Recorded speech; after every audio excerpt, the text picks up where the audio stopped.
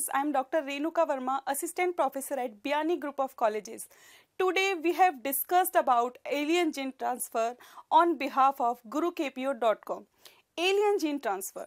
Alien gene transfer सुनने में थोड़ा इंटरेस्टिंग जरूर है, लेकिन उससे पहले हमें ये पता होना चाहिए कि एक्चुअली एलियन जीन क्या होते हैं। नाम से कहीं आप ये तो नहीं सोच रहे हैं कि ऐसे जीन जो एलियन से हमें मिले हैं वो एलियन जीन होते हैं। नहीं, ऐसा कुछ नहीं है। यहाँ पे हम पहली बात तो प्लांट्स की बात कर रहे हैं, ह्यूमंस की बात नहीं कर रहे हैं, यानी कि alien gene transfer methods in plants. तो एलियन जीन वे जीन्स होते हैं जो कि किसी भी स्पीसीज की वाइल्ड जो स्पीसीज होती है, यानी कि वाइल्ड प्लांट स्पीसीज में ऐसे जीन्स जो कि अब नहीं प्रेजेंट हैं, वो सारे के सारे जीन एलियन जीन्स कहलाते हैं। तो आप लोगों ने ये नहीं सोचा कि ऐसे जीन्स की हमें अब क्या जरूरत पड़ गई। जरूरत हमें है, क्यों? क्योंकि जो नेचुरल जीन्स थे उनमें ऐसी बहुत सारी एबिलिटीज थी जो अब प्लांट्स के अंदर नहीं रही। उसका एक रीजन है कि हम अब पहली बात तो कोई भी प्लांट ऐसा नहीं रहा है जो कि नेचुरली कहीं ग्रो हो रहा है। हम किसी भी प्लांट को कहीं भी ग्रो कर लेते हैं।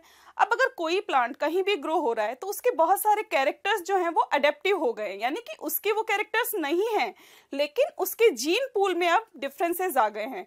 तो अब जो है हम वापस बैकग्राउंड की तरफ जा रहे हैं कि जो पहले के जो जीन्स थे जो कि किसी भी प्लांट वैरायटी को इम्प्रूव करने के लिए बहुत जरूरी थे, अब उन जीन्स को हम दोबारा से यूज कर रहे हैं। तो यानी कि एलियन जीन ट्रांसफर वो मेथड पुरानी वाइल्ड स्पीसीज के स्पेसिफिक जीन्स को किसी भी क्रॉप वैरायटी को इम्प्रूव करने के लिए जब हम यूज करते हैं तो हम उसे एलियन जीन ट्रांसफर कहते हैं। तो एलियन जीन ट्रांसफर होता कैसे है? जाहिर सी बात है उसके कोई ना कोई मेथड्स तो होंगे ही। तो हाँ, यहाँ पर इसके दो मेथड्स हैं। Alien gene transfer two methods के थ्रू होता है। First is indirect method and second is direct method. Indirect और डायरेक्ट मेथड से क्या मतलब है? इनडायरेक्ट मेथड यानी ऐसे सारे मेथड जिनके अंदर हम जीन्स के ट्रांसफर के लिए किसी वेक्टर का यूज करते हैं, वो सारे के सारे मेथड जो हैं वो इनडायरेक्ट मेथड होते हैं। तो वेक्टर्स क्या होते हैं? वेक्टर्स हम जब किसी भी प्लाज्मिड को या प्लांट वायरस को यूज करते हैं किसी भी डीएनए को इंट्रोड्यूस करने के लिए, तो उन्हें हम वेक्टर कहते हैं या करियर या वाहक कहते हैं। तो इनडायरेक्ट मेथड के अंदर प्लाज्मिड्स का यूज किया जाता है। प्लाज्मिड वो स्मॉल सर्कुलर डीएनए होते हैं जिनकी कॉपी करने की कैपेबिलिटी बहुत ज्यादा होती है, कॉपी करने की क्षमता बहुत ज्यादा होती है। उन जीन्स के अंदर या उन डीएनए के अंदर हम किसी भी फॉरेन जीन को इजीली ट्रांसफर करके या एंटर करवा के उसे किसी भी प्लांट सेल के अंदर इंट्रोड्यूस करवा सकते हैं। उसी के अंदर हम पढ़ रहे हैं agrobacterium mediated alien gene transfer. Agrobacterium I think सबने सुना होगा। एग्रोबैक्टीरियम एक नेचुरल जेनेटिक इंजीनियर है। लेकिन ऐसा क्यों कहा जाता है एग्रोबैक्टीरियम के लिए? एग्रोबैक्टीरियम को नेचुरल जेनेटिक इंजीनियरिंग इसलिए कहा जाता है क्योंकि एग्रोबैक्टीरियम की टू स्पीसीज हैं जो नॉर्मली हम लोगों ने सुनी है। Agrobacterium tumefaciens and agrobacterium rhizogenes. जाहिर नाम से ही पता चल रहा है ये जो स्पीसीज है, फर्स्ट की अगर मैं बात करूं एग्रोबैक्टीरियम ट्यूमीफेसियंस, तो एग्रोबैक्टीरियम वो स्पीसीज है जिसके अंदर प्लाज्मिड प्रेजेंट होता है। प्लाज्मिड के अंदर जो टी डीएनए है जो मोस्टली ट्यूमर कॉज करता है। तो हम लोग जब एलियन जीन ट्रांसफर की बात करते हैं तो सबसे पहले हम इस मेथड को कैसे यूज करते हैं ये हम देखते हैं। हम देख रहे थे कि एग्रोबैक्टीरियम के थ्रू हम एलियन जीन ट्रांसफर कैसे कराते हैं। सबसे पहले एग्रोबैक्टीरियम का जो टीआई प्लाज्मिड है जिसमें कि ट्यूमर डीएनए या टी डीएनए प्रेजेंट होता है, उसको हम एग्रोबैक्टीरियम से अलग कर लेते हैं। और वो अलग हम किसके थ्रू करते हैं? रेस्ट्रिक्शन एंजाइम्स के थ्रू करते हैं। क्यों? क्योंकि जो रेस्ट्रिक्शन एंजाइम्स होते हैं उनमें ये कैपेबिलिटी होती है कि वो उन साइट्स को इजीली फाइंड कर लेते हैं जिन्हें कि हमें अलग करना है। उसी के तरीके से हमने सबसे पहले टीआई प्लाज्मिड को अलग कर लिया और हम टारगेट डीएनए ऑफ प्लांट, यानी कि प्लांट के जिस डीएनए में हमको जीन का ट्रांसफर कराना है उसको भी हम सेम एंजाइम के थ्रू अलग कर लेते हैं। उसके बाद ये जो टीआई प्लाज्मिड हमें मिला है, इसमें से टी डीएनए को हमने रेस्ट्रिक्शन साइट के थ्रू अलग कर दिया और ये टारगेट डीएनए जो है प्लांट का वो हमने ले लिया।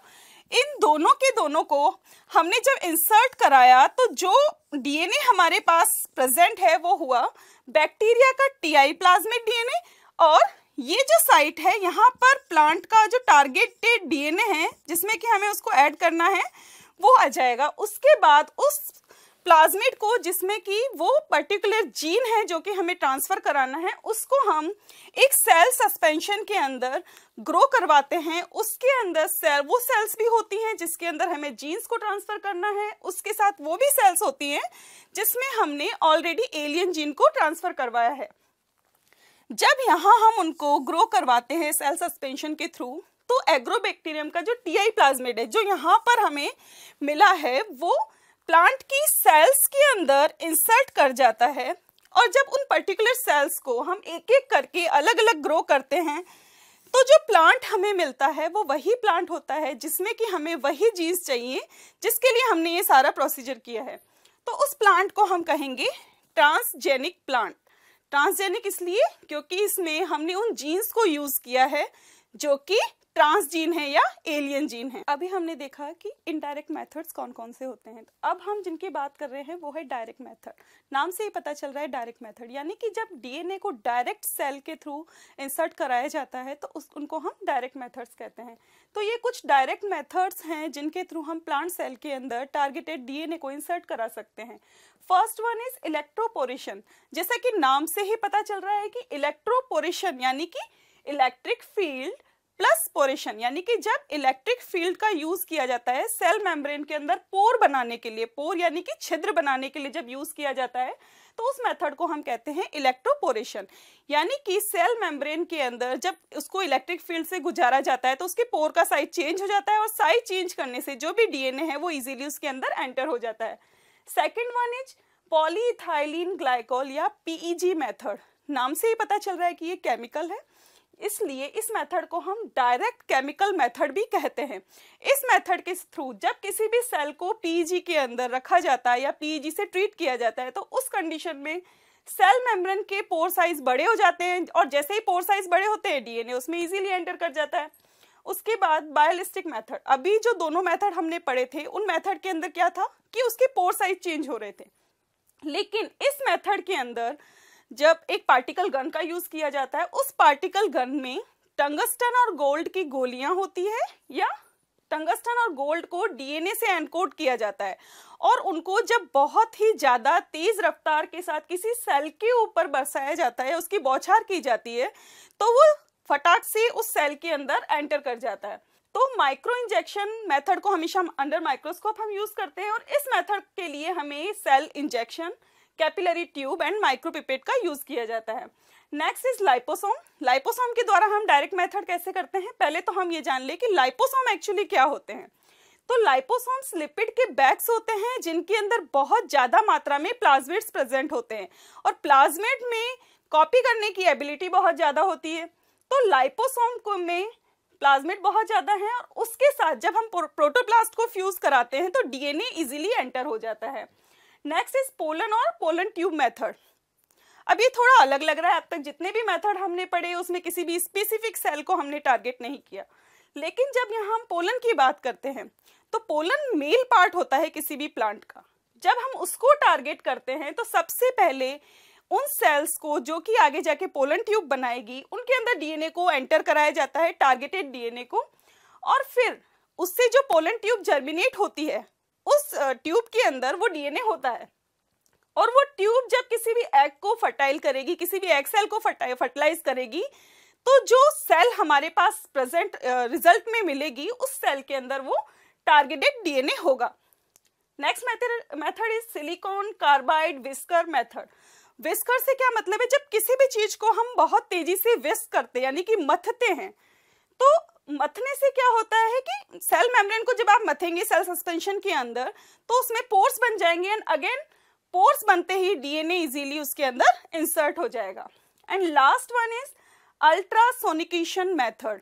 अल्ट्रासोनिकेशन यानी कि जब हम साउंड वेव्स का यूज कर रहे हैं तो सोनिकेशन नाम आता है। तो अल्ट्रासोनिकेशन मेथड के अंदर हम हाई एनर्जी की साउंड वेव्स का यूज करते हैं, उससे जो सेल मेम्ब्रेन है जिसपे कि हमने अल्ट्रासोनिकेशन किया है उसके अंदर उसके पोर साइज बढ़ जाते हैं या जो सेल मेम्ब्रेन है उसका लाइसिस हो जाता है जिससे डीएनए इजीली उसके अंदर एंटर कर जाता है। तो हमने देखा कि एलियन जीन ट्रांसफर क्या होता है, उसके लिए हमें कौन कौन से मेथड्स यूज करते हैं। हमने ये तो देख लिया कि एलियन जीन ट्रांसफर क्या होता है, लेकिन क्या हम जानते हैं कि एलियन जीन ट्रांसफर का यूज क्यों किया जाता है। कुछ एप्लीकेशंस हैं जिसके लिए हम एलियन जीन ट्रांसफर करते हैं। वो एप्लीकेशंस क्या हैं? First is green revolution. Green revolution कभी सुना है आपने? हरित क्रांति। जब प्लांट्स के अंदर अच्छी वैरायटीज के लिए इंप्रूवमेंट किए जा रहे थे जेनेटिक लेवल पर जाकर के, उस समय ग्रीन रिवोल्यूशन बहुत जिन क्रॉप्स के अंदर यूज किया गया था वो है वीट, मेज, सोरगम एंड बाजरा। सभी के नाम आपने बहुत ज्यादा सुने हैं और ये सारी की सारी जो क्रॉप्स होती हैं मेनली इंडिया के अंदर, तो शायद इनके बिना फूड के बारे में सोचना ही पॉसिबल नहीं है।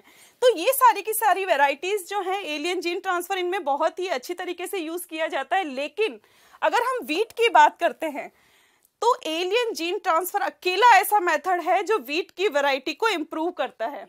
उसके अलावा फूड सिक्योरिटी, जब पता चल रहा है कि सारी की सारी फूड क्रॉप की हम बात कर रहे हैं, तो फूड सिक्योरिटी ये बहुत ज्यादा बढ़ा देता है, इसलिए इस मेथड को यूज करना हमारे लिए अच्छा है। And third one is improved variety with resistancy. के साथ में हम ऐसी वैरायटीज को इम्प्रूव कर सकते हैं जिनमें ज्यादा बीमारियां नहीं होंगी, यानी कि वो डिजीज रेजिस्टेंस होंगी। हर्बिसाइड एंड पेस्टिसाइड रेजिस्टेंस, यानी कि उनपे जल्दी से किसी भी इंसेक्ट का अटैक नहीं होगा। Thanks for watching my video and stay tune to gurukpo.com।